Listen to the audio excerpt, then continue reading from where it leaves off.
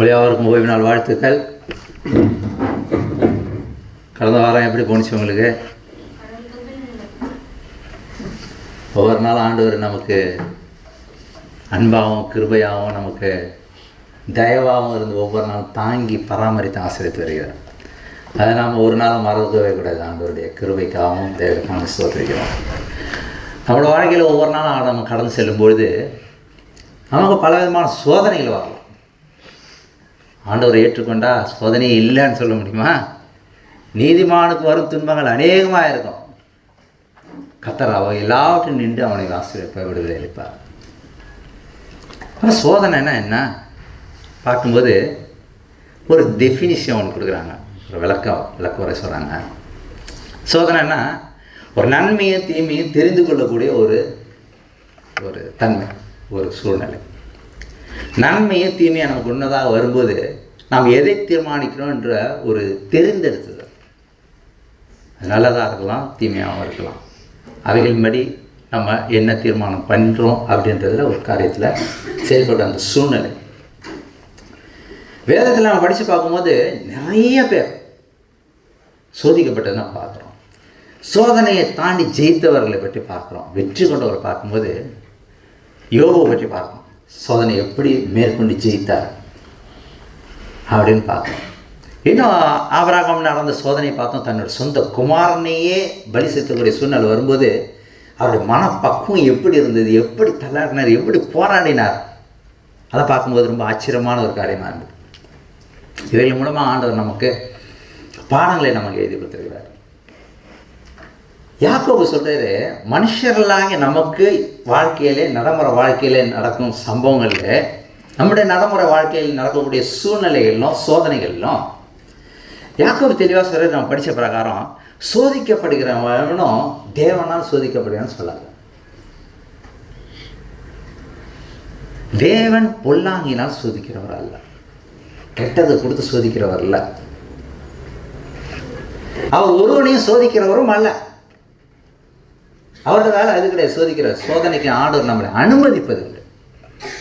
ஆண்டவர் அனுமதிக்கிறார் சில வேலையில். நமக்கு அவனவன் தன் சுய இச்சையினாலே இழுக்கப்பட்டு பாவம் செய்யணும். இதான் வேதம் தெளிவாக கொடுக்கிறது. இன்றைய காலையில் நாம் பேச போகிறது, தெரிந்து கொள்ள வேதத்தின் பாடம் இயேசு கிறிஸ்து சோதிக்கப்பட்ட ஒரு சூழ்நிலை. நாமெல்லாம் பாவம் செய்து மனித இயல்பாக நம்ம பாவம் செய்வதுண்டு, நம்ம சோதனையில் சூழ்நிலை நம்ம அகப்படுவதுண்டு. இந்த பூமியில் பிறந்த ஒவ்வொரு மனிதனும் இயேசு கிறிஸ்துவும் சோதிக்கப்பட்டார். அப்போ அவர் சோதிக்கப்பட்ட அந்த சூழ்நிலை எப்படி அவர் ஜெயித்தார், எப்படி அது மேற்கொண்டு ஜெயித்தார், வெற்றி கொண்டார் பார்க்கும்போது மிகுந்த ஒரு ஆச்சரியமான ஒரு காரியமாக இருக்கிறது. அதில் நான் படிக்க போகிறது லூக்கா 4ஆம் அதிகாரத்தில் அந்த வசனத்தை நான் படிக்கிறேன். லூக்கா 4ஆம் அதிகாரத்தில் 1 முதல் வாசிக்கின்றேன். லூக்கா 4ஆம் அதிகாரம். இயேசு பரிசுத்தாவினால் நிறைந்தவராய் யோர்தானை விட்டு திரும்பி ஆவியானவராலே வனாந்திரத்துக்கு கொண்டு போகப்பட்டு 40 நாள் பிசாசினால் சோதிக்கப்பட்டார். எத்தனை நாள்? 40 நாள். 40 நாள் பிசாசினால் சோதிக்கப்பட்டார். அந்த நாட்களில் அவர் ஒன்றும் புசியாதிருந்தார். அந்த நாட்கள் முடிந்த பிறகு அவருக்கு பசி உண்டாயிற்று. அப்போது பிசாசு அவரை நோக்கி, நீர் தேவனுடைய குமாரனே ஆனால் இந்த கல் அப்பமாகும்படி சொல்லும் என்றான். அவர் பிரதித்திரமாக, மனுஷன் அப்பத்தினாலே மாத்திரமல்ல தேவனுடைய ஒவ்வொரு வார்த்தையினாலும் பிழைப்பான் என்று எழுதியிருக்கிறதே என்றார். அப்போது பின்பு பிசாசு அவரை உயர்ந்த மலையின் மேல் கொண்டு போய் உலகத்தின் சகல ராஜ்யங்களை ஒரு நிமிஷத்திலே அவரை காண்பித்து, இவைகள் எல்லாவற்றின் மேலுள்ள அதிகாரத்தையும் இவைகள் மேல் மகிமையையும் உமக்கு தருவேன். இவைகள் எனக்கு ஒப்பு கொடுக்கப்பட்டிருக்கிறது. எனக்கு இஷ்டமானவனுக்கு இவைகளை கொடுக்கிறேன்.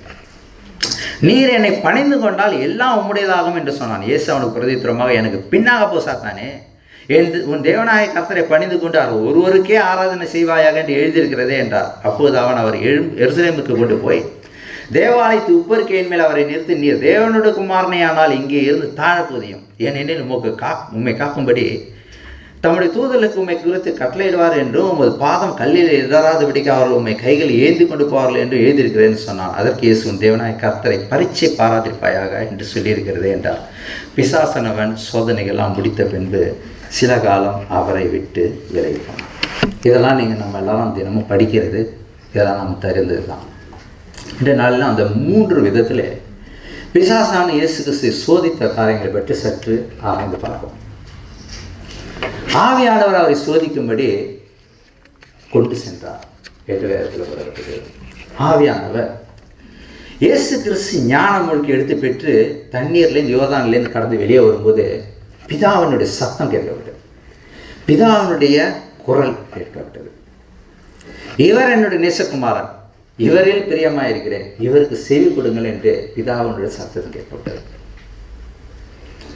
இதுக்கு முன்னாடி பாவத்தின் நிமித்தம் பிதாவானவர் மனிதனோடு பேசுறது இல்லை, மனிதனோடு உருவாடுவது முடிஞ்சிருச்சு. வேதத்தில் முழுமையாக நான் பார்க்கும்போது எல்லாமே இயேசு கிறிஸ்துவின் மூலமாக தான் பிதாவானவர் தன்னை வெளிப்படுத்தினார். முதல் முறையாக இயேசு கிறிஸ்து தண்ணீர்லேருந்து வெளியே வரும்போது, ஞானம் முழுக்க பெற்று வெளியே வரும்போது முதல் முறையாக மனிதனோடு இயேசு கிறிஸ்து தேவன் மாமிசமாகி வந்த பொழுது கிறிஸ்துவோடு பிதாவானவர் பேசினார். அந்த சத்தத்தை கேட்டார். இயேசு கிறிஸ்து சாத்தானோ அந்த சத்தத்தை கேட்டான். பகிரங்கமான ஒரு பதில், நீர் என்னோட நேசகுமாரன், இவர் என்னோட நேசகுமாரன், இவரில் பிரியமாக இருக்கிறேன், இவர் மனிதனாக பிறந்த தெய்வம் ஆதாரமாக சொல்லப்பட்டது.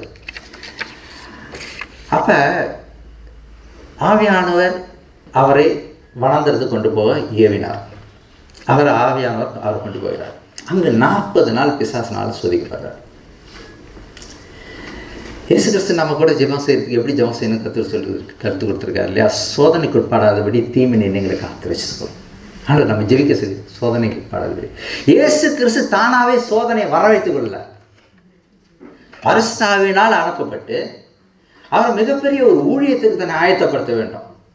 3.5 வருடம் அவர் போக கடந்து செல்லக்கூடிய மிகப்பெரிய ஒரு பாதை, கரடு முரடான பாதை, ரத்தம் சிந்தக்கூடிய ஒரு பாதை. அதை ஏற்றுக்கொண்டு அவர் 3.5 வருடத்துக்கு அவர் பலம் வேணும் இல்லையா? தன்னை பலப்படுத்திக் கொள்ளவும் அந்த ஊழியத்தை நிறைவேற்றவும் பரிசுத்தாவினால் ஏவப்பட்டு அனுப்பப்படுகிறார். அவர் அங்கு சென்று அந்த 40 நாள் தேவனோடு உருவாடி தேவனோடு பேசி தன்னோட ஊழியத்துக்கு தன்னை பலப்படுத்தி கொண்டவராக பிதாவினுடைய சன்னிதானத்திலே அவரோடு பேசி ஒவ்வொரு இரவும் பகலும் 40 நாள் இருந்து எப்படி யோசனை பண்ணி பாருங்க. 40 நாள் நமக்கு வேற ஒரு ஞாபகம் இல்லையா? மோசே 2 முறை 40 நாள் இருந்தார் மோசே. தேவனுடைய சன்னிதானத்தில் இருந்து 10 கற்பனை போய் பெற்றுக்கொள்வதற்கு எவ்வளோ பரிசுத்தமுள்ளவராக இருக்க வேண்டும் என்பது நம்ம அந்த சரித்திரத்தில் படிக்கும்போது ஆச்சரியமாக இருக்கிறது. 40 நாள் இரவும் பகலும் முழுமையாக வேதத்தில் படிக்கும்போது மோசே புசியாமலும் குடியாமலும் போட்டிருக்கு. வேதத்தில் நிறைய இடத்துல நீங்கள் படித்து பார்த்தீங்கன்னாக்கா புசியாமலும் குடியாமலும் போட்டிருக்கு. வேற ஒரு ஆதாரத்தை பார்க்கும்போது எஸ்தர் புஸ்தகத்தில் படித்து பார்த்தோம்னாக்கா 3 நாள் புசியாமலும் குடியாமலும் உபவாசம் பண்ணினாரு பார்க்கலாம். மோசே புஸ்தகத்தில் எழுதப்பட்டிருக்கு 3 நாள் குடியாமலும் புசியாமலும் உபவாசம் இருந்தார். இன்னும் வேறு சில ஆதாரங்களையும் வேறு சில வசனங்களையும் உபவாசம் இருக்கும்போது புசியாமலும் குடியாமலும் இருந்ததை பற்றி பார்க்கலாம். இந்த இடத்துல ஒரு மனிதன் இப்போ எஸ்தர் புஸ்தகத்தில் படித்து பார்த்தீங்கன்னா 3 நாள் நீங்களும் இருக்கலாம் நம்மளும் இருக்கலாம். ஒரு மனிதன் சராசரியாக சாதாரண ஒரு மனிதன் 8 நாளைக்கு மேலே தண்ணி இல்லாமல் இருக்க முடியாது, தண்ணி குடிக்காமல் இருக்க முடியாது. ஆகாரம் சாப்பிடாம 40 நாள் தாண்டியும் இருந்திருக்காங்க, சிலர் வாழ்ந்துருக்காங்க.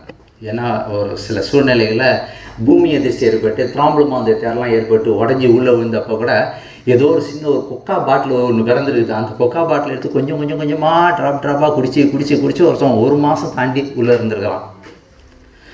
எப்படி சில ஆதாரங்கள் உண்டு. 40 நாள் வரையிலும் தண்ணீரோடு குடித்து வாழ முடியும், ஆனால் ஆகாரம் இல்லாமல் மனிதன் இறந்துடுவான். இந்த வசனத்தில் படித்து பார்க்கும்போது இயேசு கிறிஸ்து ஒன்றும் புசியாதிருந்தார்னு போட்டிருக்கு. வேத ஆராய்ச்சியாளர் சொல்கிறாங்க அவர் தண்ணீர் குடித்திருக்கணும். ஏன்னா அவர் பூமியில் சோதிக்கப்பட்ட போது முழு மனிதனாக சோதிக்கப்பட்டார். தெய்வத்துவத்தை தெய்வமாக இருந்தார், மனிதனாக இருந்தார், தெய்வத்துவம் இருந்தது. ஆனால் அவர் முழு மனிதனாகவே அவர் சோதிக்கப்பட்டார். எலன் வைட்டம்மையாரும் அதற்கான ஆதாரத்தில் அவங்க சொல்கிறாங்க. மோசே தேவனோட பிரசனத்தில் ஒன்றும் புசியாமல் குடியாமல் 40 நாள் இருந்தார். ஆண்டோட பிரசனத்துக்குள்ளே சென்ற போது முழுமையாக அவருடைய கட்டுக்குள்ளே முழுமையாக அவருடைய பிரசனத்தில் வெளிச்சத்தை. அப்படி இருக்கும்போது மோசே வேற ஒரு எக்ஸப்ஷனல் மோசே ஆண்டோட பிரசனத்தில் அவங்க இருக்கும்போது அந்த எல்லாம் மாறி போயிடுச்சு. ஆனால் சாத்தான் இயேசு கிறிஸ்துவ குற்றம் சாட்டுறதுக்கு இடம் இல்லாத இருக்கக்கூடாது. ஆனால் முழு மனிதனாக உங்களை போல என்ன போல முழுமையாக ஒரு 40 நாள் ஒன்றும் புசியாமல் இருந்திருக்காருன்னு இது வேதத்தில் நான் பார்க்கிறோம்.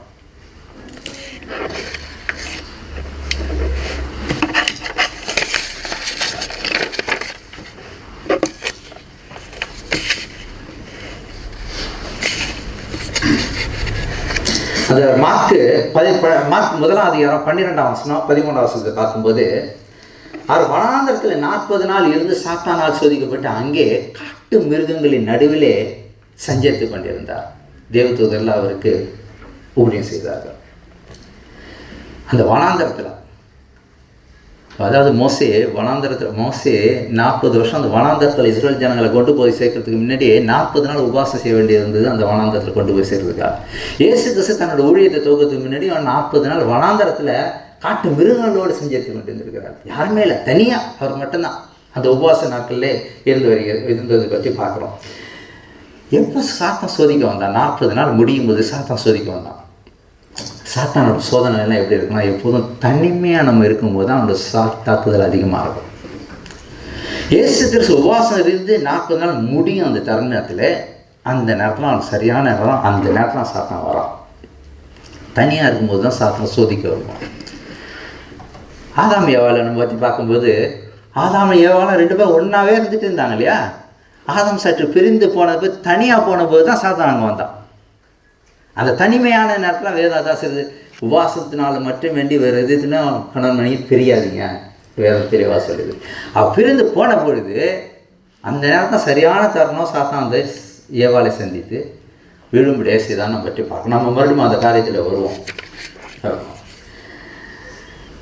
அப்போ இன்னொரு காரியத்தை பார்க்கும்போது, சாத்தான் வந்து இயேசு கிறிஸ்து அந்த முதல் அற்புதத்தை நம்ம பார்க்க, 1ஆம் அற்புதம் 2ஆம் அற்புதம் 1ஆம் சோதனை 2ஆம் சோதனை 3ஆம் சோதனை பார்க்க போகிறோம். அப்போ சாத்தான் கூட சொல்லும்போது பாருங்கள், இந்த கல்லை வந்து அப்பமா ஆக்குங்கன்னு சொன்னாங்க தவிர இந்த தண்ணீர் உண்டாக்குங்க அப்படின்லாம் சொல்லுறாங்க சாத்தான். அதுக்கு வந்து உதாரணத்துக்கு நான் சொல்கிறேன். நான் உதாரணத்தை பார்க்கும்போது, சிம்சோன் சாகக்கூடிய சூழ்நிலை இருந்தபோது, ஆண்டவரே நான் சாக போகிறேன்னு சொல்லும்போது ஆண்டவர் தண்ணீர் உண்டாக்குனார். அந்த தண்ணீரை குடித்து அவன் வந்து பழைச்சிக்கிட்டான், தப்பிச்சுக்கிட்டான். இயேசு கிறிஸ்து இந்த சூழ்நிலையில் அவனை சந்திக்கிறார். அவன் வந்து ஒரு அழகான ஒரு தேவதூதனை போல வந்தான். அதாவது ஆண்டவர் அவர் 40 நாள் உபவாசம் செஞ்சு முடியும் போது, அந்த தருணத்தில் பிதாவானவர் ஒரு தேவதூதனை அனுப்புகிறது போல, உங்களோட உபவாச நாள் முடிஞ்சிருச்சு, 40 நாள் முடிஞ்சிருச்சு, நீங்கள் ஏந்திரிங்க. பிதாவினால் அனுப்பப்பட்ட ஒரு தூதனை போல பிரகாசமான ஒரு அழகான வெளிச்சமான ஒரு தேவதூதனை அழகாக வந்து இறங்கான். ஆண்டவரை சோதிக்க வரும்போது அவன் பெரிய 2 கொம்பு வச்சுக்கிட்டு, பயங்கரமான ரக்கை, பவால் மாதிரி பெரிய ரக்கையை வச்சுக்கிட்டு, அழகான வந்து பள்ளிகள்லாம் வச்சுக்கிட்டு அப்படிலாம் வரல. அழகான தேவதூதன். ஏன்னா மிகப்பெரிய சந்தர்ப்பம் இந்த சந்தர்ப்பம். உலக ரட்சகரை ஏமாற்றுவது, உலக ரட்சகரை மனிதருடைய ரட்சிப்புக்காக அவர் எடுத்த பிரயாசங்களே இது மிகப்பெரிய தருணம். மற்ற தேவதூதர்களுக்கு கூட அவனுக்கு கொடுக்கல இந்த காரியத்தை. இவனே போய் அவர் எப்படியாவது வேலை செய்யணும். வேலை செஞ்சுட்டு அவன் முழு உலகமாக அவன் கைக்குள்ள ஆகப்படும். அழகான தேவதூதனை போல அங்கேருந்து வரான். வந்து அவர் எதிர்த்து வந்து நிற்கிறான். அம்மையார் என்ன தான் சொல்கிறாங்க, பசியினால் சோர்வடைந்து கிடந்தார். அப்படியே உளுந்து கிடந்திருக்கிறார். 40 நாள் பசி எப்படி இருந்திருக்கும்? அதாவது மனிதன் எங்கே விழுந்தானோ அதே இடத்துல தான் இயேசு கிறிஸ்து தோற்கிறார் தன்னுடைய ஊழிய காலத்தை. ஆதாம் ஏவாள் வந்து பசியாக இருந்தாங்களா? சாத்தான் வந்து சோதிக்க வரும்போது நல்லா எல்லாம் சாப்பிட்டு சந்தோஷமாக தானே இருந்தாங்க. அந்த தோட்டத்தில் எல்லா விதம் இன்றைக்கி நம்ம பார்க்குற கனிகள் எல்லாம் பார்க்கும்போது ஆச்சரியமாக இருக்குது. நம்ம ருசித்து சாப்பிட்றோம்.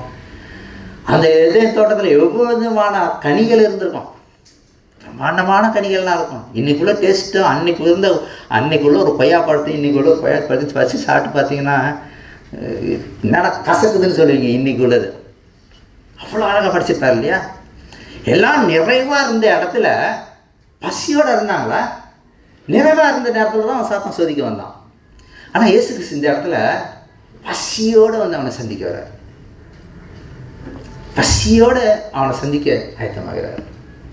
இரண்டாவது பார்க்கும்போது இயேசு கிறிஸ்து அவனை சந்திக்கிறபடியாக அந்த சூழ்நிலையில் அந்த ஆதாமுக்கு அறிவு, ஞானம், அவர் அந்த உடல் பலம், உடல் வலிமை எப்படி இருந்திருக்கும்? அதே சரீரத்தோடு இங்கே வந்து சாத்தானை சந்திச்சாரா? இல்லை. 4000 வருடத்துக்கு பிறகு மனிதனுடைய உடல் நலம் எப்படி மாறிடுச்சு? இந்த சரீரத்தை தான் ஏற்றுக்கொண்டு ஆண்டவர் சாத்தானை சந்தித்தார். அந்த மனபலம், அந்த அறிவு, அந்த ஞானம், அந்த பக்குவம் எவ்வளோ எப்படி இருந்திருக்கும்? அறிவுலாம், சரீரம் எப்படி இருந்திருக்கும்?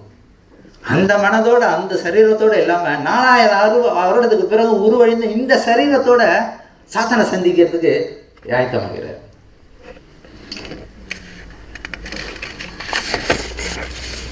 இன்னொரு காரியத்தை பார்க்கும்போது இந்த மத்தேயு, மார்க்கு, லூக்கா இவங்கெல்லாம் யோவான் அதை பற்றி அவருடைய சோதனையை பற்றி அவர் அதிகமாக எழுதலை அதை பற்றி.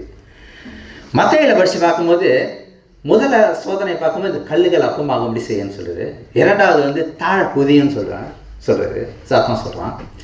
மூணாவது நீ சாஷ்டாங்கமாக விழுந்து வணங்கிக்கணும்னு சொல்லிட்டு. மார்க் என்ன சொல்கிறாரு? லைட்டாக சொல்கிறார், சோதிக்கப்பட்டார், வளர்ந்தது கொண்டுக்கு போகப்பட்டு சோதிக்கப்பட்டார் அப்படி சொல்லிட்டு டீட்டெயிலாம் சொல்ல. லூக்கா எப்படி எழுதுறோம் இது வித்தியாசமாக இருக்குது. அந்த அந்த ஓரத்தில் இருக்குது இல்லையா, முதல்ல அந்த கல் அப்பமாகும்படி செய்யுது. லூக்கா சொல்லும்போது கல் அப்பமாகும்படி முதலாவது, இரண்டாவது வந்து என்னை பணிந்து கொள்ளுன்னு போட்டிருக்குது, மூணாவது வந்து தாழ குதியம் போட்டிருக்கு. சகோதரி கூட அந்த ஓய்வு நாள் பள்ளி பாடத்தில் சொல்லும்போது அந்த காலகட்டத்தில் சில மாறுதல் இருந்திருக்குது. அதனால் தப்பு கண்டுபிடிக்க யாரும் கண்டுபிடிக்க முடியாது, அதில் குற்றம் சாட்ட முடியாது. மாறுதல் ஒரு சில வித்தியாசமாக என்னன்னாக்கா, மத்தேயு 12 சிஷ்யர்கள் ஒரு சிஷ்யர், அவர் இயேசு கிறிஸ்துவோடு கூட 3.5 வருடம் அவரோடு கூடவே இருந்துட்டு இருந்தார். இயேசு கிறிஸ்து சொல்லியிருப்பார், அதை அவர் எழுதி வச்சிருக்கார், சரியாக கரெக்டாக எழுதி வச்சிருக்காரு. லூக்கா ஒரு யூதன் கிடையாது, பிறகு ஏற்றுக்கொண்டவர், இயேசு கிறிஸ்து ஏற்றுக்கொண்டவர். லூக்கா அவருக்கு வந்து எல்லாத்தையும் போய் எங்கே பார்த்தாலும் விசாரித்து பேசி எல்லாத்தையும் கேட்டு எல்லாத்தையும் கலெக்ஷன் பண்ணி எழுதினார், சொன்னதை எழுதினார். அதில் ஒரு மாறுதல், ஒரு ஆர்டரில் வித்தியாசம் இருந்திருக்கலாமே தவிர, ஆனால் இதில் வந்து நடந்த சம்பவங்கள் பொய்யா இருக்கு சொல்ல முடியாது. ஓகே, சரி, இது ஒரு உதாரணத்துக்கு அந்த காரியத்தை சொல்கிறேன். முதல் சோதனை பார்க்கும்போது சாத்தான் வந்து சொல்கிறான், அவர் சோர்வடைந்து மிகுந்த பலவீனத்தோடு இருக்கும், முகமெல்லாம் வெளுத்து போயிடும். 2 நாள் சாப்பிடலன்னா கூட முகம்லாம் அப்படியே எப்படி இருக்கும் நமக்கு? ஏன் நம்ம ஒரு நாள் உபவாசம் இருக்கும்போது, சனிக்காலம் உபவாசம் இருக்கட்டும், நம்ம கூட இன்னும் ஒரு இந்த மாத கடைசியில் செய்ய இருக்கிறோம் நம்ம உபவாச ஜபம். ஒரு 2 மணி 2 தாண்ட வயிற்றெல்லாம் கிளிகிளின்னு சொன்னால் எப்படா முடியும்னு ஒரு மாதிரியால் இல்லை, மனசெல்லாம் அப்படியே ஆடி அங்கே தான் போகும். 40 நாள் எப்படி இருந்திருக்கோம்? முகெல்லாம் வெளுத்து போய் இருந்துச்சான். எப்படி சோர்வடைந்திருப்பேன். சரியான நேரத்தில், அந்த நேரத்தில் சாத்தான் வரான். அழகான ஒரு தேவதூதன் இருப்பார். அவர் அன்னைக்கு சொல்கிறான், 3வது வசனம், நீர் தேவனுடைய குமாரனே ஆனால். அப்பொழுது பிசாசு அவரை நோக்கி, நீர் தேவனுடைய குமாரனே ஆனால் இந்த கல் அப்பமாகும்படி சொல்லும். அந்த ஒரு வார்த்தை இருக்கு பார்த்தீங்களா, நீர் தேவனுடைய குமாரனே என்றால், குமாரனே ஆனால். அவர் அப்படியே மயங்கி கிடந்தார்னு போட்டிருக்குது. அந்த மயங்கி கிடங்கிற நேரத்தில் யாருமே இல்லை. 40 நாள் மிருகங்களோடு இருந்துட்டு இருந்தவர், கட்டு மிருகங்களோடு அங்கே இருந்திருக்காரு. அந்த 40 நாள் முன்னாடி சோர்வாக கட்டக்கிற அந்த நேரத்தில் யாராவது ஒருத்தவங்க ஒரு தேவதூதர் வந்து உங்களுக்கு விட்டு சோறு மனசில் அப்படி இதே சோர்ந்துருக்கும் இல்லையாலாம். திடீர்னு வெளிச்சமாக தேவதூதரில் வந்து பார்க்கும்போது அவனும் சொல்கிறான், உங்கள்கிட்ட 40 நாள் முடிஞ்சிருச்சு, ஆண்டவர் உங்களுக்கு பிறக்கிறதுக்கு என்ன அனுப்பினார். அந்த ஆபிரகாம் கொலை செய்ய போகும்போது வந்து கையை தடுத்தது நான் தான். அந்த பலி செத்த போனப்போ வந்து தேவதூதன் அனுப்ப அந்த தூதன் நான் தான். அவரெல்லாம் சொல்லிட்டு சில பொய்யெல்லாம் சொல்லி அந்த சூழ்நிலை அங்கே வந்து நிற்கிறான். அப்போ அவருக்கும் ரொம்ப ஆறுதலாக இருந்திருக்கோம் இல்லையா. அவர் சொல்கிறது அந்த பிரசனத்தில் சந்தோஷப்பட்டிருந்தார். ஆனால் ஒரே வார்த்தையில் கண்டுபிடிச்சிட்டார். வேதநாதன் சொல்லுது, அவனுடைய தந்திரங்கள் தெரியாதவைகள் அல்லவே, அவருடைய கனிகளினாலே அவர்களை அறிவீர்கள். கண்டுபிடிச்சலாம். வேத வசனத்தை நம்ம ஆராய்ந்து படித்தவங்க ஒவ்வொருத்தரும் தப்பிச்சுக்கலாம். சொல்கிறான், நீர் தேவனுடைய குமாரனே ஆனால். ஆஹா, நீயா நீ தானா? அழகான தேவதூதராக வந்தாங்க. சில வார்த்தைகள் இருக்குங்களா, வார்த்தைகள் அதில் கண்டுபிடிச்சலாம். நீ தேவனுடைய குமாரனே ஆனால் இந்த கல்லுகளை அப்பமாகும்படி செய்யணும். 40 நாள் ஆகுத, நீங்கள் சாப்பிடுங்க.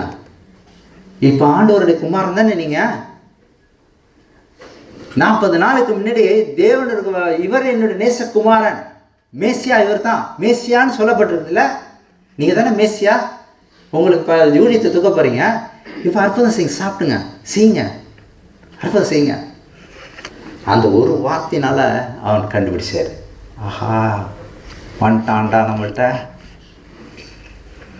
ஏசா யாக்கோபு ஏசா என்ன செய்ய, இப்போ வேட்டையாடிட்டு போய் வேட்டையாடிட்டு வரான். ரொம்ப சோர்வம், பசியோடு வரான். வந்ததும் சாகுற மாதிரி பசியான். பசியிலே சாகுற மாதிரி பசியெலாம் இருக்குது. பசி வந்தால் 10 பறந்து போவோம்னு சொல்லியிருக்காங்க பார்த்துருக்கீங்களா? நீங்கள் பிள்ளைங்களுக்காக பிடிக்காத ஒரு சாப்பாடு அன்றைக்கி கொடுத்தா கூட பஸ் கடந்து இறங்கிடலாம். சாதாரணத்துக்கு இது நிறைய ஷுவான அரிசி, இது போனால் அது போனால் அதெல்லாம் சொல்லுவாங்க. ஒன்றுமே இல்லாமல் இங்கே பசியிலேருந்து எது பிடிக்காதது கூட சாப்பிட்றாங்க. நம்மளும் இருந்தேன், ஏன் பெரியவங்க மட்டும் என்ன அப்படித்தான் எல்லாம் இல்லையா? பிடிக்காத இருந்தால் கூட இறங்கிடும். ஏசா அந்த இதுக்கு போயிட்டு வேட்டைக்கெல்லாம் போயிட்டு வரான். ரொம்ப சோகமாக, ரொம்ப சோர்ந்து போய் வரான். அந்த நேரத்தில் பார்க்கும்போது சகோதரன் யாக்கோபு கூழ் காய்ச்சிக்கிட்டு இருக்கிறான். கூழ் காய்ச்சிட்டுமே எனக்கு கொஞ்சம் கூடுன்னு சொல்லும்போது அவன் சொல்கிறான், அவனுக்கு இதான் சரியான சந்தர்ப்பம். உனக்கு சேஷ்டபுத்திரை பார்த்து எனக்கு விற்று போட்டு நான் கொடுக்குறேன். நான் சாவை கிடக்கிறேன், எனக்கு சாவை கிடக்கிறேன், சாவு போகிற இந்த சூழல் இது பெருசாக எனக்கு ஒரு செகண்டில் அழைச்ச மாட்டான். ஆகாரம் முதல்ல ஆண்டவர் அந்த முதல் சோதனையை சாத்தான் அந்த ஆகாரத்தில் தான் விழ வச்சான். ஒரு செகண்ட் அலட்சியம் பண்ணி இது எனக்கு தேவையில்லை அப்படின்னு சொல்லிட்டு, எனக்கு இது கூடி பசி இதை சாவ போகிறான், இது கூடுன்னு சொன்னேன். அப்போ அந்த 40 நாள் உபவாசம் இருந்தவருக்கு அந்த நேரத்தில் ஒரு தேவதூதன் மாதிரி சொல்லி இது அப்பங்களாக்க முடியாது. அவர் இருக்கிற செகண்ட் செஞ்சிருக்க முடியாதா? அவர் வல்லமை இல்லையா செய்கிறதுக்கு? ஒரு செகண்ட் செஞ்சுருக்கலாம் இல்லையா? அந்த வனாந்தரத்தில் பார்க்கும்போது அந்த கல்லுகள்லாம் ரவுண்டு கல்லாம் சப்ப கல்லுலாம் கிடக்குமா அந்த வனாந்தரத்தில். அப்பம் மாதிரி இருக்குமா பார்க்குறதுக்கு. அப்போ தான் அதுதான் சொன்னான்னா, இந்த கல்லுகள்லாம் அப்பமாக்கி மாட்டி சாப்பிடுங்களேன். உண்மையில் தேவகுமாரன் தான் நீங்கள் பிதாவானவர் சொன்னார் இல்லையா? இவர் நேசகுமாரன் சொன்னார், பிதா சத்தத்தை கேட்டோம் இல்லையா? காட்டுங்க, உங்களுக்கு கிரியில காட்டுங்க. அப்போ ஆண்டவர் உடனே அவருடைய பதில் எப்படின்னாக்கா, சாத்தான் எப்போதும் ஒரு சந்தேகத்தை ஏற்படுறான். சாத்தான் மனுஷனுக்குள்ள ஒரு குழப்பத்துக்கு உண்டாக்குறது தான் சாத்தானோட ஒரே நோக்கம். நீ தேவனுடைய குமாரனே ஆனால், இல்லை 40 நாள் முடிஞ்சிருச்சு, எனக்கு எந்த ஒரு ஆகாரமும் இல்லை. தேவதூதரில் அது முடிஞ்சதுக்கப்புறம் பார்க்குறோம், தேவதூதரில் அவர் புஷித்து அருங்கப்பட்டிருக்கு. இவன் சொல்ல, நீ செஞ்சு காட்டு, நீ செய்யன்றான். அப்போ ஆண்டவர் 40 நாள் முடிஞ்சிருச்சு, எனக்கு நான் ஒன்றுமே தேவகுமாரன் தானா சொந்த யோசனை வந்துடும் இல்லையா? அதான் நீ தேவனுடைய குமாரனே ஆனால். சாத்தான் அப்படி தானே செஞ்சான். ஏவாள்கிட்ட என்ன செஞ்சான்? ஆதியாகமம் 3ஆம் அதிகாரம் 1ஆம் வசனத்தில் அந்த ஸ்திரியை நோக்கி சாத்தான், தோட்டத்தில் உள்ள சகல விருட்சத்தின் கனிகளை நீங்கள் புசிக்கலாம், புசிக்க வேண்டாம் என்று தேவன் சொன்னது உண்டோ? அந்த ஒரு தூத்து இல்லை, ஒரு சின்ன ஒரு டவுட், ஒரு சின்ன தூத்து வந்துச்சா முடிஞ்சிருச்சு, விழுந்துடும். ஒரு சின்ன டவுட் வந்து அவ்வளோதான். சாத்தான் பெரிய இதெல்லாம் அவன் செய்யலை. ஒரு நம்ம மனசை ஒரு சின்ன ஒரு குழப்பம், அவ்வளோதான். அப்போ சாத்தானுடைய அந்த உரையாடல் இருக்குது பார்த்தீங்களா, அந்த சந்தேகத்துக்கு நம்ம இடம் கொடுத்தோம்னா விழுந்தோம்னாக்கா நம்மளுடைய சுயமாய் சிந்திக்கக்கூடிய திறனை இழந்து போயிடுவோம். நம்மளை நாமே யோசித்து தீர்மானம் எடுக்கக்கூடிய அந்த செயலை எழுந்துருவோம். அவன் சொல்கிறது தான் அதுக்கு நம்ம கட்டுப்படுவோம் அப்படின்றது. இந்த கேள்வியை தான் இவர்கிட்டையும் கேட்டான், தேவனுடைய குமாரனே ஆனால் புசிக்க வேண்டாம்னு சொன்னது உண்டோ? ஆனால் வேணாம் பிரசிகாதான் சொல்லியிருக்காரு, சொன்னது உண்டோ? அப்போ நமக்குள்ள ஏன்னா சொல்ல புசிக்க வேணாம்னு சொன்னாரா? இல்லையே, அப்படி சொல்லலையே. கடவுள் அவங்களே குழப்பிடுவாங்க. அந்த சூழ்நிலை பூந்து சாத்தான் அதே டெக்னிக்கே தான். அது அவனுடைய தந்திரங்கள் நமக்கு தெரியாதவை அல்லவே ஆண்டவர் சொல்லியிருக்காரு. அதே டெக்னிக்கு தான் 4000 வருஷத்துக்கு அப்புறம் இயேசு கிறிஸ்துவத்தை கொண்டு வந்து அதை செய்ய பார்த்தான். ஆனால் அவன் அந்த வார்த்தையை வச்சு ஆண்டவர் கண்டுபிடிச்சாரு. இயேசு கிறிஸ்து எந்த ஒரு அற்புதத்தையும் தனக்குன்னு செய்யவே இல்லை. ஒரு செகண்டில் செஞ்சு சாப்பிட்ருக்கலாம் இல்லையா? பிதாவினுடைய தலையீட்டுக்காக அவர் வழி நடத்துறதுக்காக பொறுமையாக காத்து கொண்டு இருந்தார். இதை கண்டுபிடிச்சிட்டாரு, இவன் சாத்தான் கண்டுபிடிச்சிட்டார். ஓகே, ஆண்டவர் இந்த அனுமதிச்சிருக்காரு. இதை தாண்டி நான் வரும்போது ஆண்டவர் என்ன போஷிப்பார். அந்த ஒரு நம்பிக்கையோட ஒரே ஒரு சரியான புட்டி எது தெரியுமா? தேவ வசனத்தை தான் அவர் எடுத்தார். தேவ வசனத்தை தான் அவர் மனுஷன். அவர் சொல்கிறாரு, அவர் மறு உத்தரவாக, மனுஷன் அப்பத்தினால் மாத்திரம் அல்ல, தேவனுடைய வாயிலிருந்து புறப்படும் ஒவ்வொரு வசனத்தினாலும் பிழைப்பான். மனுஷன் பிழைக்கிறதுக்கு ஆகாரம் தேவையில்லை, தேவனோட வாயிலிருந்து புறப்படும் ஒவ்வொரு வார்த்தையினாலும் பிழைப்பான். அவர் ஒரு ஸ்ட்ராங்காக பிடிச்சது வசனம் தான். வசனம் தான் அவருக்கு பட்டயம், வசனம் தான் அவருக்கு ஆகாரம். யோபு என்ன தெரியுமா சொல்கிறாரு? உமது உதடுகளின் கற்பனைகள் நான் விட்டு விலகுவதில்லை, பின்வாங்குவதில்லை. யோபு 23ஆம் அதிகாரம் 12ஆம் வசனம். உமது உதடுகளின் கற்பனையை விட்டு நான் பின்வாங்குவதில்லை, உமது வாயின் வார்த்தைகளை எனக்கு வேண்டிய ஆகாரத்தை பார்க்கணும் அதிகமாக காத்துக்கொண்டேன். உமது வாயின் வார்த்தைகளை எனக்கு வேண்டிய ஆகாரத்தை பார்க்கலாம் அதிகமாக நான் காத்துக்கொண்டேன். இதுதான் அவர் சொல்ற, மனுஷன் அப்பத்தினால் மாத்திரம் இல்லை, அவரோட வாயிலிருந்து புறப்படுற ஒவ்வொரு வார்த்தையினாலும் பிழைப்பான். நமக்கு நம்மளோட வாழ்க்கையில் இந்த மாதிரி சூழ்நிலை வரலாம், ஒருவேளை வந்திருக்கலாம், இனிமே கூட வரலாம், யாருக்கு தெரியும். சாப்பிட்றதுக்கே ஆகாரம் இல்லாத கூடிய சூழ்நிலை வந்தாலும் சரி, ஆண்டோர வார்த்தையெல்லாம் நம்ம பிழைப்போன்ற ஒரு நம்பிக்கையோடு நம்ம வாழணும். அதுதான் நம்மளுடைய கிறிஸ்தவ வாழ்க்கைக்கான ஒரு அஸ்திபாரமான ஒரு காரியமாக இருக்குது. ஆண்டவர் வேத வசனத்தை உறுதியாக பெற்றுக்கொண்டு, வாக்குத்தத்தை பிடித்து உறுதியாக பற்றி கொண்டு அந்த காரியத்தில் ஜெயித்தாருன்னு பார்க்குறோம். பிசாசு அந்த வார்த்தையை கேட்டதும், அவர் வசனத்தை பிடிச்சதும் பிசாசு நடுங்கினான், பயம் வந்துச்சு அவனுக்கு. ஏன்னா அந்த வசனம் இருக்கு இல்லையா, இருபுறமும் கருக்குள்ள பட்டயம், பட்டயத்தை விட ரொம்ப கூர்மையானது. அப்போ இரண்டாவது பார்த்தோம். சரி, அது அவர் வசனத்தை எடுத்தோன்னா பயந்தான் இல்லையா? சரி, இரண்டாவது சோதனை பார்க்கலாம் சொல்லிட்டு அவர் என்ன செஞ்சான், முதல்ல வனாந்தரத்தில் இருந்தார். வனாந்தரத்துலேருந்து இப்போ என்ன செய்யறான், அவரை கொண்டு போய் நேராக தேவாலயத்தின் உப்பரிக்கையில் மேலே கொண்டு வரோம். உப்பரிக்கைன்னா என்ன சொல்லுவாங்கன்னா, ஒரு தேவாலயத்தின் மேலே பார்த்தீங்கன்னா ஒரு 4 தூணு மாதிரி வச்சு ஒரு மூடிடுற மாதிரி இருக்கும், ஒரு பினாக்கல்னு சொல்லுவாங்க. அது மேலே கொண்டு போய் அம்மையா சொல்கிறாங்க, அவரை தூக்கிட்டு கொண்டு போய் அங்கே நிறுத்தி வச்சுருக்கான்னு சொல்கிறாங்க. அம்மையார் அங்கே கொண்டு போய் நிறுத்தி, இதில் என்ன பார்க்கணும், முதல் சோதனையில் அவன் வேத வசனத்தை அவன் உபயோகிக்கல. அவர் உடனே வசனத்தை எடுத்தார், பட்டயத்தை எடுத்தார். முதல் சோதனையில் அவன் செஞ்சான், இது செய்ய, அற்புதத்தை செய்ய, தேவகுமாரன் தானே நீனு, இந்த அற்புதத்தை செய்ய அப்படின்னு சொன்னான். இரண்டாவது சோதனையில் என்ன தெரியுமா செஞ்சான், இப்போ வேத வசனத்தை அவன் எடுத்தான். சரி, வசனத்தை எடுக்கிறாரு, நம்மளும் வசனத்தை எடுத்தோம். அப்பொழுது அவனை எருசலேமுக்கு கொண்டு போய் 9ஆம் வசனம், 4ஆம் அதிகாரம், லூக்கா 4ஆம் அதிகாரம் 9ஆம் வசனம். அப்பொழுது அவன் அவரை எருசலேமுக்கு கொண்டு போய் தேவாலயத்து உப்பரிக்கையின் மேல் அவரை நிறுத்தி, மறுபடியும் அதே தான் சொல்றான், இன்னும் சந்தேகத்தான், நீர் தேவனுடைய குமாரனே ஆனால் இங்கே இருந்து தாழ குதியும். தேவகுமாரன் தான் நீங்க மேலேருந்து குதிங்களா? ஏனெனில் உம்மை காக்க முடியாது, தம்முடைய தூதலுக்கு உம்மை கொடுத்து கட்டளையிடுவார் என்றும், உமது பாதம் கல்லில் இடராதபடிக்கு அவர்கள் தங்கள் கைகள் ஏந்தி கொண்டு போவார்னு போட்டிருக்குத. நிரூபிச்சு காட்டு. முதல்ல விசுவாசிக்கிறேன்னு சொன்னீங்களே, அப்பத்தினால் மாத்திரமல்ல அவரோட ஒவ்வொரு வார்த்தையினாலும் பிழைப்பான்னு சொன்னீங்க இல்லையா? விசுவாசத்தை சொன்னீங்க, இப்போ கிரியையில் காட்டுங்க. எப்படி சோதிக்கிறான் பாருங்க சாத்தான் கடவுளை. முதல்ல விசுவாசத்தை சொன்னீங்க, இப்போ கிரியையில் காட்டுங்க, மேலே குதிங்க பார்ப்போம். தேவதூதெல்லாம் உங்களை காப்பாற்றுவன்னு போட்டிருக்குது இல்லை? பாதம் கல்லில் இடராது கைகளை ஏந்தி கொண்டு போவான்னு போட்டிருக்குத. உடனே தூதல் அனுப்பாங்க, குதிங்களை பார்ப்போம். அவர் குதிச்சிருக்க முடியாத, மலையிலேருந்து குதிச்சிருந்தா அழகாக இறங்கியிருக்க மாட்டார், பேராசூட் மாதிரி செஞ்சிருக்க மாட்டார். நீ இப்போ காப்பாங்க முடியாது, அவரால் அழகாக இறங்கியிருப்பார் இல்லையா?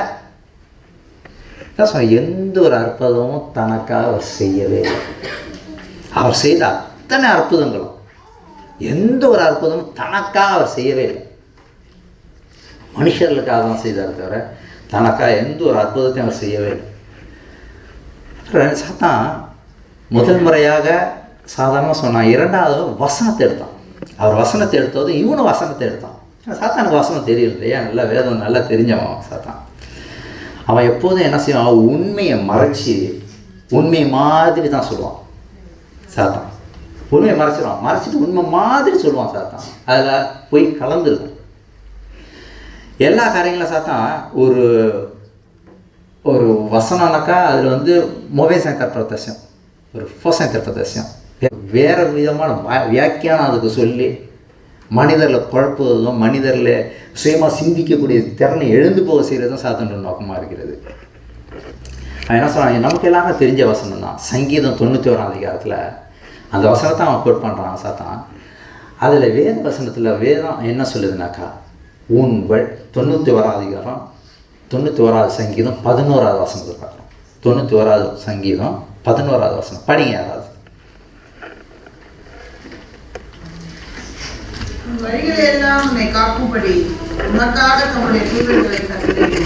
கட்டளையிடுவார். உன் வழிகள் எல்லாம் உன்னை காக்கும்படி உனக்காக தமது தூதரில் கட்டளையிடுவார். சாத்தான் சொன்னது என்ன தெரியுங்களா, இந்த 4ஆம் அதிகாரம் லூக்கா 4ஆம் அதிகாரம் உன்னை காக்கும்படி உனக்காக தமது தூதரில் கட்டளையிடுவார்னு சொல்லியிருக்குது. அப்போ என்ன குறையுது இதில்? அதில் உன்னை காக்கும்படி உனக்காக தூதரில் கட்டளையிடுவார்னு சொல்லியிருக்குது. அவன் சொல்கிறான், சாத்தான் சொல்கிறான், உண்மையிலே வேத வசனம் என்ன தெரியுமா, உன் வழிகளெல்லாம் உன்னை காக்கும்படி உனக்காக தமது தூதரில் கட்டளையிடுவார். அதை குபை பண்ணிட்டான் சாத்தான். எப்போதும் முழுமையாக சொல்ல மாட்டான் வசனத்தை. அதை குபை என்ன தெரியுமா, உன் வழிகள் எல்லாம் நீ ஆண்டொரு பாதையில் செல்லும் ஒவ்வொரு வழியிலும் அவருடைய சத்தியத்தின்படி நடக்கும் பாதைகளிலும் அவருடைய கற்பனைகளின்படி நீ செய்யும் பொழுது, அவர் வழிகளெல்லாம் அவர் பிரியமான பாதையில் கற்பனையின்படி நீ நடக்கும்போது உனக்காக தம் தூதரில் கட்டளையிடுவார். கற்பனை அவனுக்கு பிடிக்காது. இந்த ஆசாரியர்களுடைய அங்கி, ஆசாரியர்களுடைய அவருடைய வஸ்திரங்கள்லாம் பார்த்தீங்கன்னாக்கா நிறைய கலர்லாம் இருக்கும். இந்த சிகப்பு கலரு, நிறைய கலர்லாம் இருக்கும். ஆசாரியர்களுடைய அந்த கலர்லாம் பார்க்குறோம்.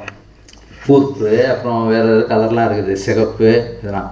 அதில் வந்து ஆசாரியருடைய நாடாக்கள் தொங்குற இதெல்லாம் பார்த்தீங்கன்னா நீல கலர் இருந்தது. இன்றைக்கி கூட அந்த கத்தோலிக்க மார்க்கத்தை அந்த எல்லாம் அவங்க ட்ரெஸ்ஸு போப் மார்க்கத்தர அவங்களுடைய அவங்க ட்ரெஸ்லாம் பார்த்தீங்கன்னா நீல கலரே இருக்காது.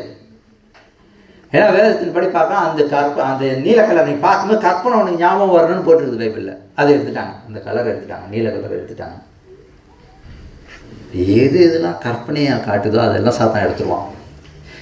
இந்த இடத்துல பார்க்கும்போது உன் வழிகளெல்லாம்ன்ற வார்த்தையை விட்டுட்டு இப்படி போட்டிருக்குதா புதிய பார்ப்போம். இது என்னன்னாக்கா, இது வந்து என்ன சொல்லுவாங்கனாக்கா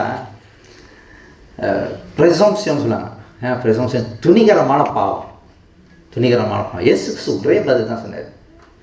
அதற்கு இயேசு 12ஆம் வசனம், உன் தேவனாய கர்த்தரை பரீட்சை பாராதிருப்பார். ஆண்டவரை சோதிக்காத, ஆண்டவரை பரீட்சை பார்க்காத, நீ உன் தேவனாய கர்த்தரை பரீட்சை பாராதிருப்பாயாக என்று சொல்லியிருக்கிறது. உடனே பட்டயத்தை எடுத்து ஆண்டவர் என்ன சோதிக்க, ஆண்டவரை டெஸ்ட் பண்ணாத நீ. அதாவது துணிகரமாக செய்கிறது, துணிஞ்சு தைரியமாக செய்கிறது. ஒரு முறை ஏற்கனவே சொல்லியிருக்கேன் நான், கொரியா நாட்டில் ப்ராட்டஸ்டன் ஆட்கள்லாம் மிகப்பெரிய போதவர் இருக்கு. எல்லாம் சொல்லியிருக்கேன், ஆண்டவர் நம்ம கொடுத்துருக்கிறார், வசனம் கொடுத்துருக்கார். பேதுரு வந்து கடலில் நடந்தார். ஆண்டவர் விசுவாசிக்கிற நம்ம நடப்போம் வாங்க, நம்ம எல்லாம் கடலுக்கு சொன்ன எல்லாம் 10-15 பேர்லாம் போயிட்டாங்க. ஆண்டவர் அவங்கெல்லாம் அப்படியே சத்தமாக ஜபசத்தில் அப்படியே கத்திருப்பாங்க. அதுமே எல்லாம் நம்ம நட்டங்களாம் கடலில் நம்மளை செய்வோம், இதை விட அதிகமான அற்புதங்கள்லாம் செய்வார்னு போட்டிருக்குது, வேதத்தை போட்டிருக்கு. நம்ம எல்லாம் வாங்கன்னு சொல்லிட்டு எல்லாம் கடலில் நடக்கிறத பார்க்குறோம். நடக்கிறாங்க, உள்ளே தான் போகிறாங்க, மேலே நடக்கலை.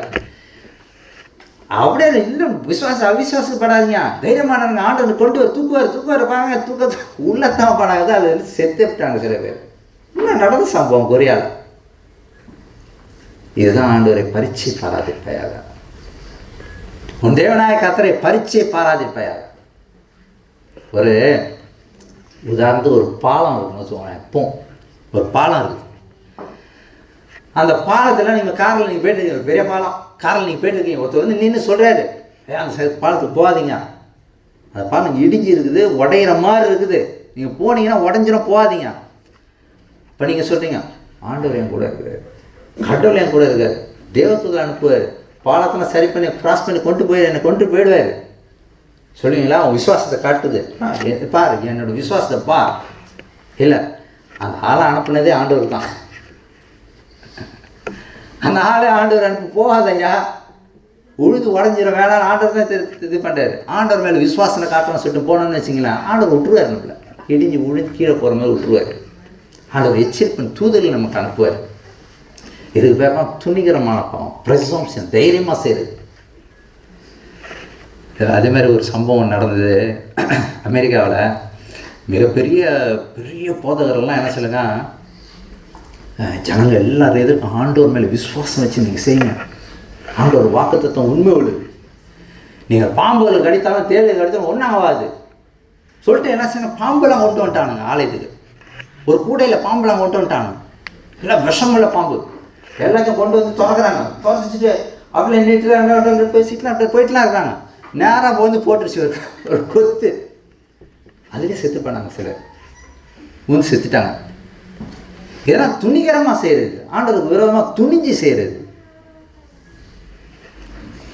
இது மாதிரி ஆண்டவருடைய நாமத்தை பரிசு குலைச்சலாக்குறது, வசனத்தை எப்படி, இதை தான் சாத்தான், அந்த மெத்தட் தான் யூஸ் பண்ண சாத்தான். ஆண்டவர் வந்து தேவனாய கர்த்தரை பரீட்சை பாராதிருக்க சோதியாக ஒரே ஒரு இடத்துல மட்டும்தான் ஆண்டவர் நம்ம சோதிக்கிறதுக்கு உத்தரவு கொடுத்தார்.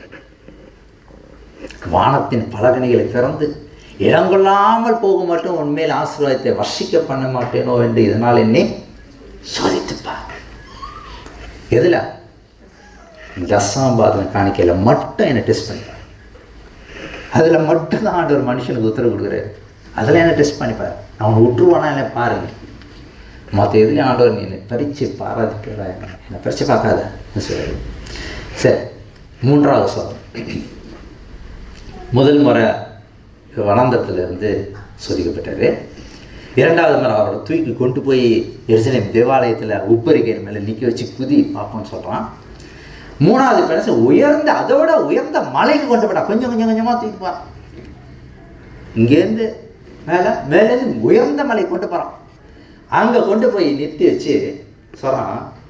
5வது வசனம், பின்பு பிசாசு அவரை உயர்ந்த மலையின் மேல் கொண்டு போய், 4வது அதிகாரம் 5வது வசனம், உலகத்தின் சகல ராஜ்யங்களையும் ஒரு நிமிஷத்தில் அவரை காண்பித்து, ஒரு செகண்டில் எப்படி செஞ்சாங்க இல்லை பனோரமைக்கு மாதிரி. ஃபஸ்ட் டக்வாச்சில் கூட சொல்கிறார், அந்த நேபுகாத்நேச்சார், இந்த கிரேக்கு, இது மேதோபர்ஷியா, அது இந்த ராஜ்யங்கள் எல்லாத்தையும் காட்டியிருப்பான். அந்த ரோம் இருந்த அந்த டைமில் அந்த ரோம் ராஜ்யத்தை எல்லாத்தையும் காட்டியிருப்பான். உலகத்தில் செழுமை, அமேசான் செழுமையான அந்த எல்லா வெளிச்சம், பயங்கரமான அந்த படத்தை எல்லாத்தையும் ஒரு செகண்ட், ஒரு நிமிஷத்தில் எல்லாத்தையும் காட்டு. இவைகள் எல்லாவற்றின் மேலுள்ள அதிகாரத்தையும் இவைகளின் மகிமையும் உமக்கு தருவேன். எல்லாத்துலையும் அதிகாரம், எல்லாத்தையும் மகிமை உனக்கு தரேன். இவைகள் எனக்கு ஒப்பு கொடுக்கப்பட்டிருக்கிறது. யாருக்கு ஒப்பு கொடுக்கப்பட்டிருக்குது? இதெல்லாம் எனக்கு கொடுக்கப்பட்டிருக்கு. அதான் ஆதாம் ஏவாள் தோற்றதுக்கு அப்புறம் இவனும் போனான், பிரதிநிதியாக பரலோகத்துக்கு போனான். இவரை சார்பாக போனான். முழு உலகமாக அவன் கைக்குள் கொடுக்கப்படல. இவனா சொல்கிறான், எனக்கு கொடுக்கப்பட்டுச்சு, எனக்கு எடுத்துக்கிட்டது. ஒரு வகையில் உண்மைதான், ஆனால் முழுமையாக அவனுக்கு கொடுக்கப்படல. ஆண்டவர் இந்த பூமியை 4 காற்றுகளால், தேவதூதர் காற்றுகளை பிடிச்சு வச்சிருக்கிறார். அந்த முழு கண்ட்ரோல் இனிமேல் தான் அவனுக்கு கொடுக்கப்பட போகுது கடைசி காலத்தில். இதுவரைக்கும் அவனுக்கு முழுமையாக கொடுக்கப்படலை. எனக்கு கொடுக்கப்பட்டிருக்குது, எனக்கு ஒப்பு கொடுக்கப்பட்டிருக்கிறது, எனக்கு இஷ்டமானவனுக்கு இவைகளை கொடுக்குறேன். நேபுகாத்நேச்சார் ஆண்டவர் சொன்னார், உன்னதமானவர் தமக்கு இஷ்டமானவனுக்கு ராஜ்யத்தை கொடுக்குறாருன்னு ஒரு வசனம் இருக்குது. இவன் சொல்கிறான், எனக்கு இஷ்டமானவனுக்கு நான் கொடுப்பேன் இதெல்லாம் சொல்லிட்டு, நீர் என்னை பணிந்து கொண்டால். யாரு? கடவுள். அவனை சிருஷ்டித்தவர். செக்கிக்கியா கிரேடு சாத்தான். யார் சாத்தானை கிரே பண்ணது? யார்? சாத்தான் முதல்ல நல்லா அழகான ஒரு ஆஷா தானே இருந்தான். அந்த தேவ தூதனை சிருஷ்டித்தவர் அவன் இன்னைக்கு சொல்கிறான், நீர் என்னை பணிந்து கொண்டால். ஆச்சரியமா இல்லை? இது மத்தேயு 7ஆம் அதிகாரம் படிச்சு பாருங்க. இப்போ அதில் பார்க்கும்போது நீ என்னை பணிந்து கொண்டாலும் போட்டிருக்குது. மத்தேயு 4:9 படிச்சுப்பாங்க. மத்தேயு 4:9 படிங்க யாராவது. மத்தேயு 4. அது லூக்காவில் வந்து நீர் என்னை பணிந்து கொண்டாலும் போட்டிருக்குது. இந்த மத்தேயில போட்டிருக்குது நீ சாஷ்டாங்கமாய் விழுந்து பணிந்து கொண்டாள். சாஷ்டாங்கன்னா என்ன தெரியுங்களா? அது முட்டி போட்டு அப்படி கையை அப்படி வச்சு அப்படி தலை குனிந்து அப்படி படிப்பாங்க. இங்கே ஜெயலலிதா முதல் மந்திரியாக இருந்தப்ப அந்த மினிஸ்டர்லாம் செஞ்ச கூத்தை பார்க்கணும். அவங்க காரில் வருவாங்க, ரோட்டில் படுப்பான், அப்படியே சாஷ்டாங்கமாக விழுந்து பழந்து வணங்குவாங்க. அந்தமாரி ஆண்டோருடைய கற்பனையை மீறி ஆண்டோருக்கு விரோதமான பாதையில் நம்ம செல்லும்போது நம்ம யாரும் சாஷ்டாங்கமாக விழுந்து வணங்குறோன்ற மறந்துடுறோம். ஆண்டோருக்கு விரோதமான காரியங்களில் ஆண்டோரு வார்த்தையில் மீறி நம்ம செய்யும்போது சாஷ்டாங்கமாக நம்ம விழுந்து வணங்குறோம். அதில் அவன் சந்தோஷப்படுவான், அவன் மகிழ்ச்சி அடைவான். சாஷ்டாங்கமாக விழுந்து பணிந்து கொண்டால் எல்லாம் அவனுக்கு நீ ஏன் கஷ்டப்பட்டு இருக்கிற? ஏன் கஷ்டப்படுற? பயங்கரமான பாதையில் ரத்தம் சிந்த போகிற, பயங்கரமான பாடு அனுப்ப போகிற, 40 நாள் கஷ்டப்பட்டு ஏன் கஷ்டப்படுற? ஒன்றும் செய்யாத. அவனுக்கு பெருசாக கேட்கல, ஒன்றும் முடிஞ்சு நான் வணங்கிடு, அது போதும், வணங்கிடு, நான் உன்னை விட்டுறேன், எல்லாத்தையும் உனக்கு கொடுத்துட்றேன். அதான் சொல்கிறான், எல்லா மகிமையும் எல்லாத்தையும் காட்டிடல, எல்லாத்தையும் நான் உனக்கு எல்லாத்தையும் கொடுத்துட்றேன். இவ்வளோ கஷ்டப்பட்டு நீ மறுபடியும் அதை பெறுறதுக்காக, இழந்து போனது மறுபடியும் பெறுறதுக்காக வந்தேன். நீ அவ்வளோ கஷ்டம்லாம் படாது, ஜஸ்ட்டு வணங்கிடு, அவ்வளோதான், நான் எல்லாத்தையும் அவன் கொடுத்துட்றேன். கேட்பேன், எனக்கு தான் கொடுக்கப்பட்டிருக்கு, நான் எல்லாத்தையும் உன்கிட்ட கொடுத்துட்றேன். பரலோகத்தில் சர்வ சேனைகள்லாம் அங்கே இருக்குது. அந்த சேனைகள் அதிபதி கிறிஸ்து இயேசு கலகம் செய்த சாத்தானை எல்லாம் அவங்க வராங்க. அவனுக்கு கொடுக்கப்பட்ட தருணத்தின் காலம், கிருபையின் காலம் முடிந்ததுக்கு அப்புறம் அங்கேருந்து துரத்தி விட்டவர் தான் இயேசு கிறிஸ்து. இயேசு கிறிஸ்து அவங்களையும் துரத்தி விட்டார் பரலோகத்திலேருந்து. பிரமாண தெய்வம் துரத்தி விட்டு, இன்னும் இங்கே இருந்தால் ஆபத்து, இங்கே இருக்கிறவங்களுக்கு ஆபத்துன்னு சொல்லிட்டு அங்கேயும் துரத்தி விட்டார். இப்போ ஆப்போசிட்டாக இருக்குது. பிரகாசமான தேவ தூதனை போல, அழகான தூதனை போல அங்கே வரான். அங்கே நிற்கிறான். இது மனித மனு உருவம் எடுத்த கடவுள் சாதாரண மனிதனாக இங்கே இருக்கிறாரு. பிரமாண்டமான ஒரு தெய்வத்தை இங்கே நிற்கிறாங்க. 2 பேரும் நீண்ட நாட்களுக்கு பிறகு ஒருத்தவங்க சந்திக்கிறாங்க. நீண்ட காலங்களுக்கு பிறகு மறுபடியும் ஒருத்தவங்க சந்திக்கிற நேரம் அந்த சம்பவம் நடக்குது. சாதாரண ஒரு மனுஷனாக இருக்கிறாரு, அவன் தூதனாக இருக்கிறான். அது என்ன வணங்கு. அந்த சூழ்நிலை ஒரு 40 நாள் பசியோடு எப்படி என்ன வசனம் மட்டும்தான் அவர் ஜெயம் கொடுத்துச்சு. வேத வசனம் மட்டும்தான் அவருக்கு தைரியத்தை கொடுத்து அவனை எழுதித்து நிற்கிறதுக்கு ஒரே ஆயுதம் சத்திய வசனம். உங்களுக்கு எனக்கு அதுதான். சாத்தானம் நம்ம ஜெயிக்கணும்னாக்கா ஒரே ஆயுதம் பட்டயம் தான். வேத வசனம் வாக்கு தத்துவத்தை நீங்கள் பிடிச்சிங்கன்னா நடுங்குவானாம். வேத வசனத்தை நீங்கள் பிடிச்சி வாக்கு தத்துவத்தை பிடிச்சிங்கன்னா நடுங்குவானாம், ஓடுவானாம், அதுக்கு பயப்படுவானாம். அவன் பயப்படாததுக்கு மட்டும்தான். அப்போ எல்லாத்தையும் நான் கொடுத்துட்றேன், என்னை சாஷ்டாங்கம் வளர்ந்து இவ்வளோ கஷ்டப்படலாம் தேவையில்லை, ஈஸியாக நான் முடிச்சிடுறேன். இன்றைக்கி எப்படி தான் அநேகர் வந்து ஈஸியான வழியை, சுலபமான வழியை தான் நாடி போவாங்க உலகத்தா. அப்போ அவனோட நோக்கம் என்ன, இதைத்தான் நான் விரும்பினேன். எவ்வளோ நாள் இப்போ முதல்ல அவர் ரகசியமாக ஒரு இன்டைரக்டாக சொன்னான், அதுக்கப்புறம் வசனத்தை வச்சு சொன்னான், இப்போ ஓப்பனாகவே சொல்லிட்டான். சரி, முதல் முறை முடியல, 2வது முறையில் சரி ஓப்பனாக நேருக்கு நேரம் பேசுகிறேன். ஓகே, என்ன சொல்கிறேன், என்ன வாங்க கொடுத்துறேன் எல்லாத்தையும். அது சொன்னதும் அப்பால போக சாத்தானே, பண வேலை அப்பால போக சாத்தானே, என் பின்னாடி போடு, என் பின்னாக போ, அப்பால போய் சாத்தானே. ஒரு முறை பேதுருகிட்ட பேசிகிட்டு இருக்கும்போது கூட அவர் எதிர்க்க வந்து பேசிகிட்டு இருக்கும்போது பேதுரு, ஐயோ உங்களுக்கு எதுவும் நடக்கக்கூடாது கடவுளே, இந்த சம்பளம் ஐயோ உங்களுக்கு தான் நடக்கக்கூடாது, அப்பா சாத்தானே. அம்மையார் சொல்கிறாங்க, பேதுருக்கும் இயேசு கிறிஸ்து நடுவில் சாத்தான் நின்று அவன் சொல்கிறத சாத்தானை சொல்லியிருக்க, நீ அப்பால போ, ஒன்றுலேருந்து அவன் பேசுகிறான், பேதுரு சொல்லலை. அந்த ஏவுறது சாத்தான் பேதுரு மூலியமாக அவன் ரட்சிப்பின் திட்டத்தை தடை பண்ண வரான். ஒரு வார்த்தை தான், அப்பால போ சாத்தான், நீங்கள் சொல்லிப்பாரா, நாளைக்கு சாத்தான் அவன்கிட்ட வரும்போது சொல்லிப்பாரான், அப்பால போ சாத்தான போவான்னு நினைக்கிறேன். சிருஷ்டிகர் சொன்ன அந்த வார்த்தையில் ஓடிட்டான், நடுங்கி ஓடிட்டான். ஏசு அவனுக்கு பிரதித்திரமாக ஒரு சிருஷ்டிகர்த்தர், உண்டாக்குனவர், சிருஷ்டிக்கப்பட்டாங்க. நம்மளாம் மண்ணிலேருந்து உருவாக்கப்பட்டோம். தேவதூதெல்லாம் எப்படி உருவாக்கப்பட்டாங்க நமக்கு வேதத்தில் எழுதப்படல. நம்ம பரலத்துக்கு போனால் தெரிஞ்சுக்கலாம். அந்த சிருஷ்டிகரை பார்த்து சொல்லி, நீ என்னை வணங்கு, சாஷ்டாமாக விழுந்து வணங்க, நான் அவனுக்கு கொடுக்குறேன். அந்த வார்த்தையை கேட்டதும் உடனே இயேசு அவன் பிரதித்திரமாக, எனக்கு பின்னாக போ சாத்தான், தேவனாய் கர்த்தரை பணிந்து கொண்டு அவர் ஒருவருக்கே ஆராதனை செய்வாயாக என்று படுகிறார். ஆராதனை கர்த்தருக்கு ஒருவருக்கு மாத்திரமே, வேறு யாருக்கும் அந்த ஆராதனை கிடையாது. என் மகிமை நான் வேறு ஒருவருக்கும் கூட. அந்த துதி ஆராதனை அவருக்கு மட்டும்தான். அதுக்காக தான் நம்ம இங்கே வந்து உட்காந்துருக்கோம். அவர் தொழுது கொள்வதும் துதிக்கிறது தான் அந்த நம்ம உட்காந்துருக்குறோம். அதை தான் அவன் விரும்பினான் சாத்தான். நான் தேவனுக்கு ஒப்பாவேன், தேவனுக்கு மேலாக ஏறுவேன், உன்னதங்களே ஏறுவேன், வடப்புற தேசங்களில் உட்காந்துருப்பேன். அதை தான் விரும்பினான். இதைத்தான் எனக்கு விரும்பும். இதை செய்ய நான் விட்டுறேன். இதுதான் எனக்கு சந்தோஷம். இன்னைக்கு நீங்களும் நானும் அவன் சாத்தான் விரும்புகிறது தான். என்னை தொழுதுகொள், என்னை பணிந்துகொள், கஷ்டம் விழுந்து வணங்கு, நான் அவனுக்கு எல்லாமே தரேன், எல்லாத்தையும் கொடுக்குறேன், எனக்கு கொடுக்கப்படுற எல்லாத்தையும் கொடுக்குறேன். இதுதான் சாத்தானோட ஒரே நோக்கம். சகோதரர் கூட போன வாரம், எபினேசர் கூட போன வாரம் அந்த பிரசங்கத்தில் காரியத்தில் சொன்னார். சாத்தான் 3 விதத்தில் தான் சோதிப்பான். 3 இச்சை, 3 காரியம் கேட்பான். கண்களின் இச்சை, மாம்சத்தின் இச்சை, ஜீவனத்தின் பெருமை. தமிழில் கூட சொல்லுவான், பெண் பொன் புகழ் அப்படின்னா. அதே மெத்தட் தான் உலகம். அந்த காலத்துலேயும் சாத்தாண்ட டெக்னிக்கில் மாறுதல் இல்லை, எல்லாம் அதே மெத்தட் தான். அவனுடைய தந்திரங்கள் நமக்கு தெரியாதவைகள் அல்ல. கண்களின் இச்சை, மாம்சத்தின் இச்சை, ஜீவனத்தின் பெருமை. ஆதாம் என்ற ஏவாள் ஆதாம் ஏவாள்கிட்ட வரும்போது சாத்தான் அவங்க சோதிக்க வரும்போது அந்த சோதனையில் அவங்க விழுந்தாங்க பார்த்தீங்கன்னா, அந்த பொண்ணுக்கு அந்த ஏவாளுக்கு எப்படி இருந்துச்சுனாக்கா, அது பார்வைக்கு இன்பமாக இருந்தது. கண்கள் நீச்சு பார்வைக்கு இன்பமாக இருக்குது, புசிப்புக்கு நல்லது. மாம்சத்தின் நீச்சு புசிப்புக்கு நல்லது. புத்தியை தெளிவிக்கிறவங்க அது கடவுள் போகிற நீங்கள் ஆகிடுவீங்க, தேவரில் போல மாறிடுவீங்க. புத்தியை தெளிவிக்கிறவங்க இச்சிக்கப்படத்தக்கதாக இருக்கிறது. இந்த 3 மெத்தட் தான் ஆரம்பத்திலேருந்து இன்றைக்கும் உங்களுக்கும் எனக்கும் சாத்தான் யூஸ் பண்ணுற ஒரே மெத்தட் இதுதான். கண்களின் இச்சை, மாம்சத்தின் இச்சை, ஜீவனத்தின் பெருமை. இதன் மூலயமா தான் சாத்தான் விழ செய்வான் மனிதர்களை.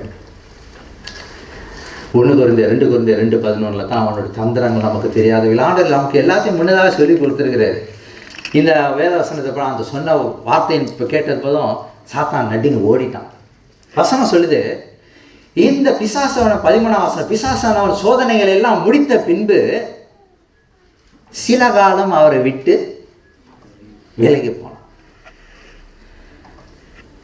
அப்போ பெரிய ஒரு சந்தர்ப்பம். அந்த சந்தர்ப்பம் தோத்துதான் வேதவசனம் சொல்லுது, இந்த சோதனைகளாம் முடித்த பின்பு சில காலம் அவரை விட்டு விலகி போனான். அதுக்கப்புறம் விட்டான்னு நினச்சிங்களா, போய் நல்லா போய் உட்காந்து யோசனை பண்ணிட்டு வேறு எப்படி இதை அட்டாக் பண்ணலாம். உங்களுக்கு எனக்கு அப்படிதான்.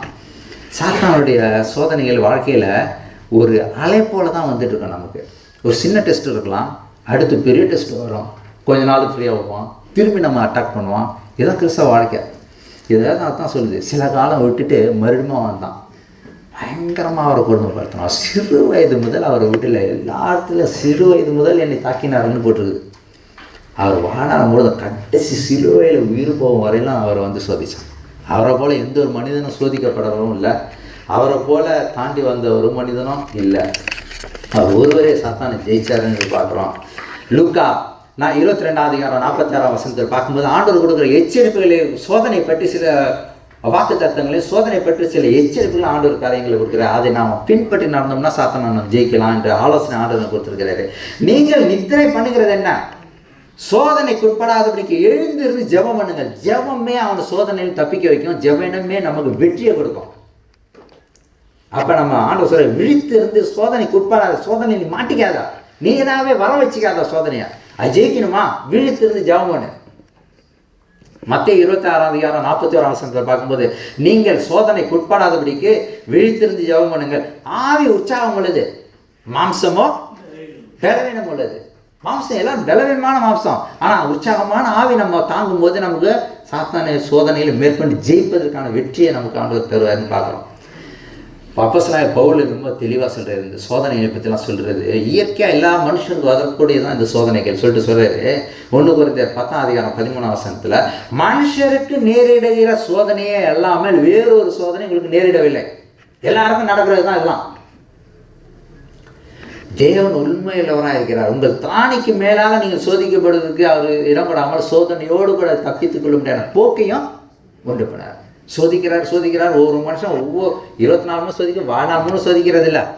சோதனைக்கு ஆண்டவர் உப்பு கொடுக்க மாட்டார். அந்த விதமாக மாம்சமானவன் நான் மண் என்று நான் அறிந்திருக்கிறேன் ஆண்டவர் சொல்கிறார். மனுஷனுடைய லெவல் தெரியும்.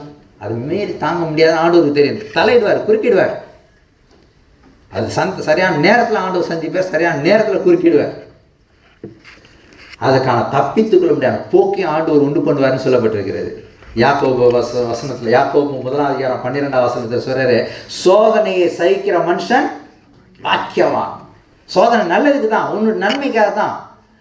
அவன் உத்தமன் என்று விளங்கின பின்பு கர்த்தர் தம்மிடத்தில் அன்புக்குரியவர்களுக்கு வாக்குத்தத்தம் பண்ணின ஜீவ கிரீடத்தை பெறுவார். உன்னோட வாழ்க்கையில் நம்மளோட வாழ்க்கையில் இன்னைக்கு சோதனை பாதையில் நம்ம கடந்து செல்லலாம்.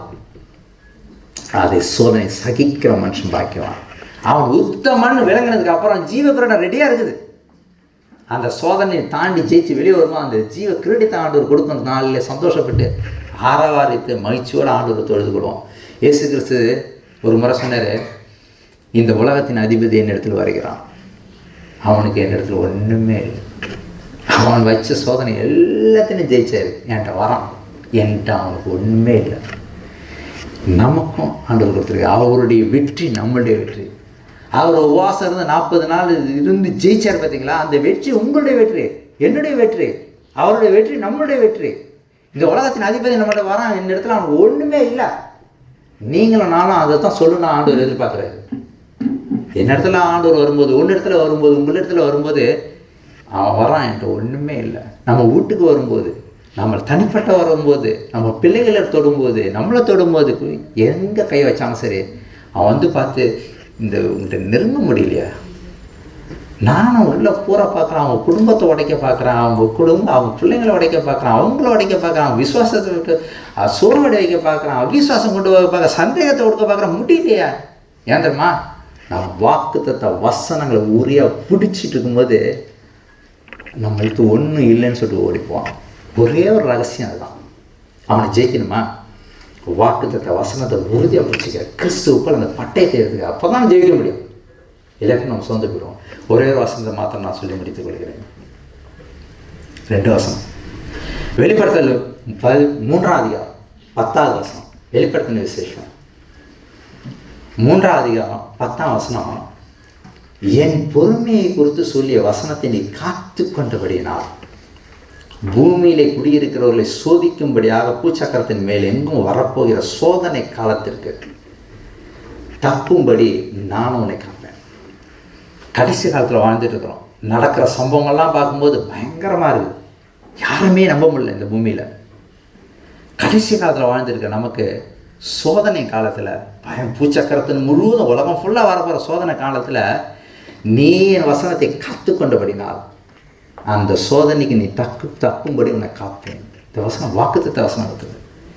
அதனால் சோதனை ஆண்டவர் அனுமதிக்கிறார் நம்முடைய நன்மைக்காக தான். அந்த சோதனையிலையும் ஜெயிச்சார், அவர் வெற்றி கொண்டார். வேதவசனம் நமக்கு தெளிவாக சொல்லுது, அவர் தாமே சோதிக்கப்பட்டு பாடுபட்டதுனாலே சோதிக்கப்படுகிறவர்களுக்கு உதவி செய்ய அவர் வல்லவராயிருக்கிறார். எபிரேயர் 2:18 அவர்களால் அவர் தாமே சோதிக்கப்பட்டு, சோதனை என்னன்னு அவருக்கு தெரியும். அவர் சோதிக்கப்பட்டார். அவர் தாமே சோதிக்கப்பட்டு பாடுபட்டதுனால சோதிக்கப்படுற என்னன்னு அவருக்கு தெரியும். சோதிக்கப்படுகிறவர்களுக்கு உதவி செய்ய அவர் வல்லவராயிருக்கிறார். அவரு அந்த மனுஷனாக பிறந்து சோதனைகள்லாம் தாண்டி ஜெயிச்சு வந்ததுனால நம்முடைய சோதனைகள் மனித விளைவினம், மனித வேதனை எல்லாமே அவருக்கு தெரியும். சோதிக்கப்பட்டதுனாலே சோதிக்கப்படுவதற்கு உதவி செய்வதற்கு வல்லமையில் வராயிருக்கிறார். அந்த வெற்றி நம்முடைய வெற்றி. அந்த தமிழ் நம்ம அனைவரும் ஆசீர்வதிப்பாங்க.